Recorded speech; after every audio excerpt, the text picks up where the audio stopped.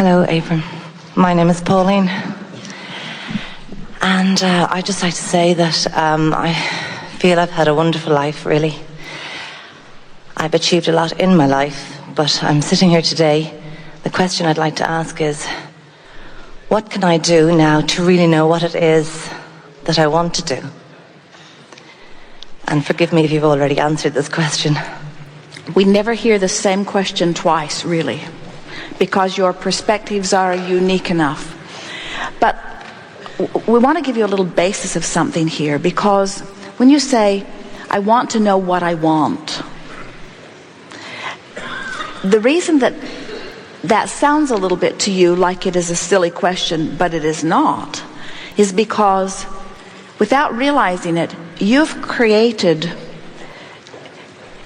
a picture or a creation. You've put together a set of preferences over such a long period of time that have been melding together, that have been acquiescing, that it truly is not possible for anyone to stand in their human form and accurately in any moment define what's in that vibrational escrow. It's just too big.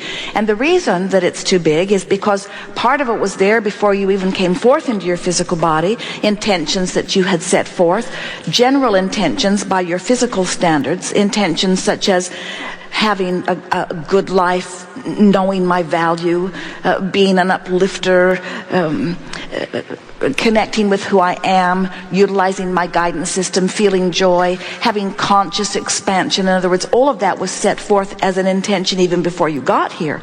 But then when you recognize that even at very early ages you were exposed to experiences that were, when someone was rude, you wanted the world to be nicer. When you were rude, you wanted to be nicer. When there was not enough of something, you wanted it to be more predominant. When there was something, in other words, you've been sifting through life and you've created something that by earth standards, and we say this lovingly, is indescribable. In other words, you just cannot wrap your physical thoughts around what you have set into motion. And so when you say, I don't know what it is that I want, if you'll step back and say, but this I do know. I want to be happy. In other words, speak from the general place that you do know. I want to be of value. I want to experience expansion. I want to feel the fun of it. I want to have a good time. I want to assist others. I want to savor it as I go along. I want to feel the confidence of knowing that I can be or do or have anything. And yet I want to stay appreciative of what I am being and doing and having. In other words, speak in the general terms, because we've noticed that when you speak, in other words, feel, do you accept that this vortex is bubbling and boiling and that it is calling you to it? Do you understand that? Yes. So can you feel that if you are looking in the direction of it, but you are saying, I don't know what I want, can you feel how upstream that is? When you say, I can't find the way. When you ask questions like, how will it come and where will it come from and who will bring it and what will it look like? All of those questions just turn you into a resistant direction and don't let it unfold for you. But when you say, well, I know it'll be fun when I get there, and I know I'll recognize it when I see it, and I know it will constantly be unfolding, and I know it's not just one thing. I know it's just a series of life-giving events that make up the whole of my life.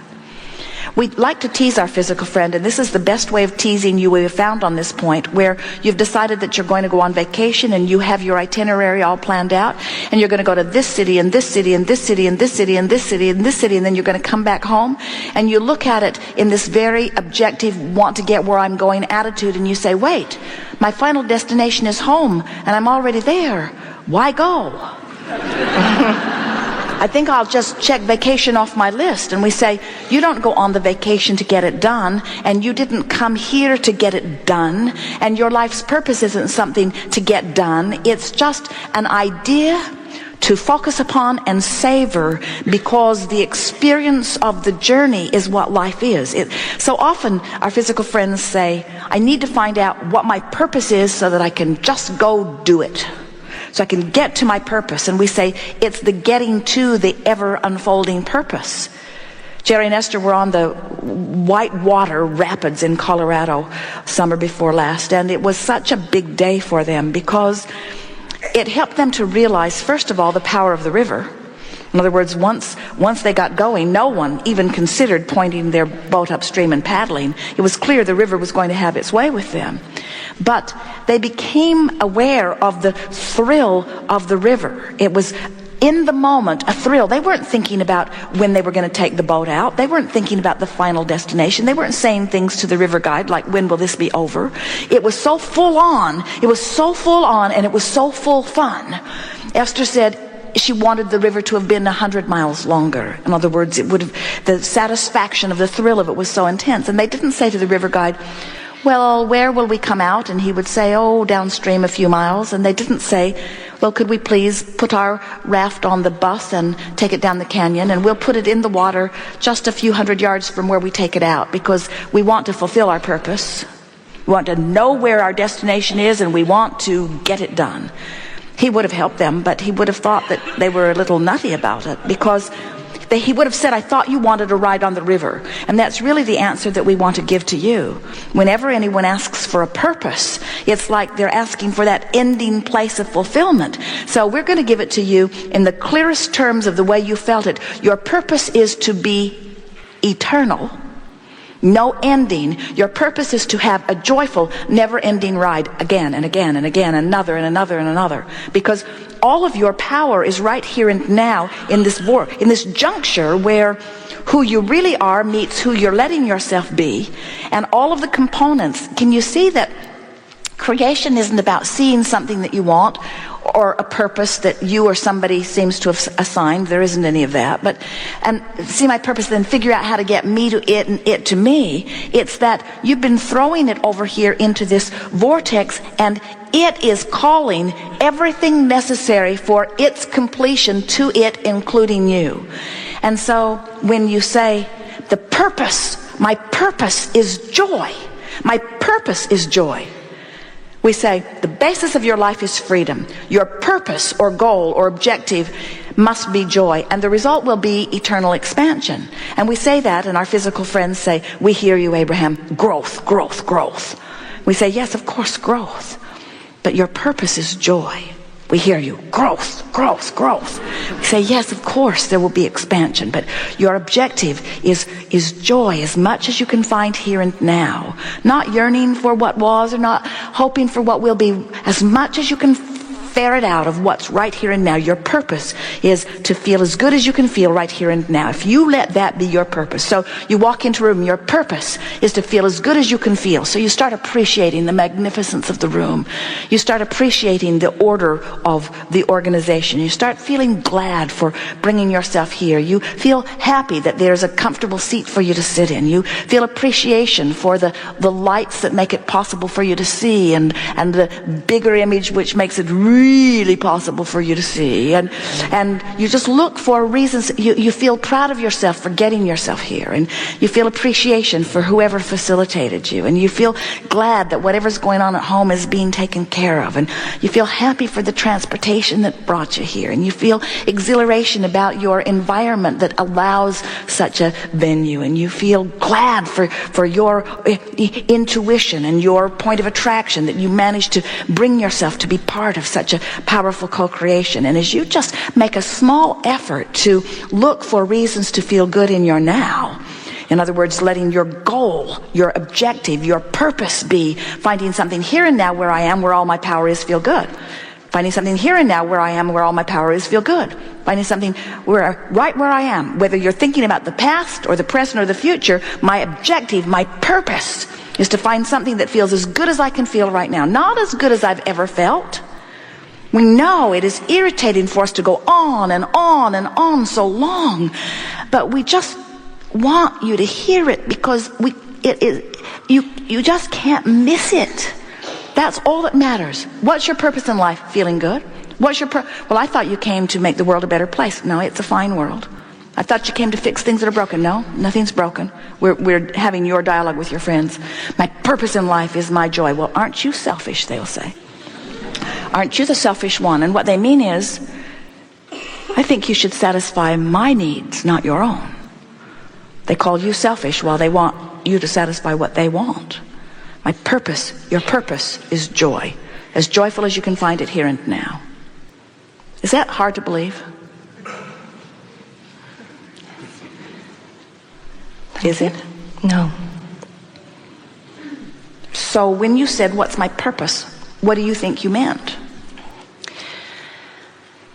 I have lots of things I thought I would like to do in my life, and I get distracted. But previously in my life, I have achieved things because I believe I was possibly aligned unwittingly and unconsciously. Yes. With the vibration. Yes, that it was easier to stay aligned when you didn't know so much. That's exactly what I have just said at the break. And when you weren't trying so hard. And when there weren't thousands of others saying, go this way, go this way, go this way, go this way, no, this way, no, this way, no, this way, no, this way.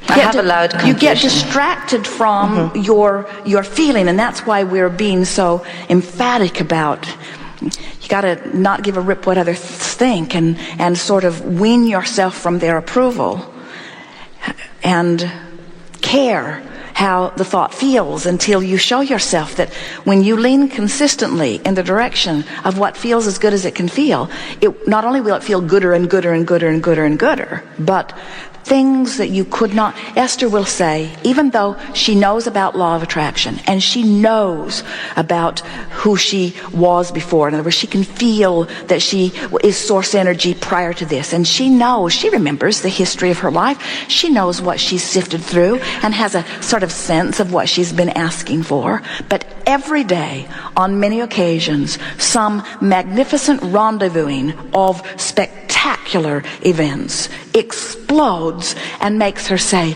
can you believe that? Even though she knows that it is perfectly logical that it would happen. The other day, some wonderful friends that they do not know gave them a piece of music that they took back to their room, and they played it and played it and played it. And it was delicious and delightful and uplifting and connecting, and it made them want to play with it in some way. So Esther put it in her purse, and on the next trip that they were all making, as the group is making it from one city to another, she asked the driver of the bus if he would put it in and play it, and he did. And as he played it, they sang. It's a simple melody, but it just made them happier and happier and happier and happier. And then their videographers said, oh, what about this idea, and what about this idea? And the ideas began expanding, and Esther could feel this swirling vortex over there. In other words, she often gets the feeling that there are all kinds of things in that vibrational escrow that she can't identify, but when you get in the vicinity of them, you begin to feel them. And so then their friend said, you know, I knew a guy 30 years ago, and he had gone around the world and he'd collected this wonderful footage of beautiful images, just happy people in simple settings. Wouldn't that just fit so perfectly with this music? And when he talked about it, they all closed their eyes. They could envision it. They were singing and imagining and moving down the road. And Esther said, do you think you could find that guy? And Mike said, I haven't seen him in 30 years. And Esther said, do you think you could find that guy? Do you think he still has some of that? And Mike called back and said, he Googled him, and he was 5 minutes from the hotel they were all staying at. And Esther said, can you believe that? And we said, yes. You have 15 or 20 or 30 or 40 or 50 or 60 or 70 or 80 or 90 or 100 or more opportunities ready to pop for you now. But you've got to be queued up for them. In fact, what is popping for you is only as good as you've been letting it be, you see. And there are so many of you who are in this heavy place of wanting to find your purpose. And when you say it, it's almost like, would you please guide me to my responsibility that I've been assigned to for this life experience, so that, and it wasn't quite that way with you, but it's almost the way you talk about your purpose. And when we speak of your purpose being joy, you say, no, I mean the responsibility part of life. And we want you to know there is no responsibility part of life other than aligning with who you are. That's your responsibility.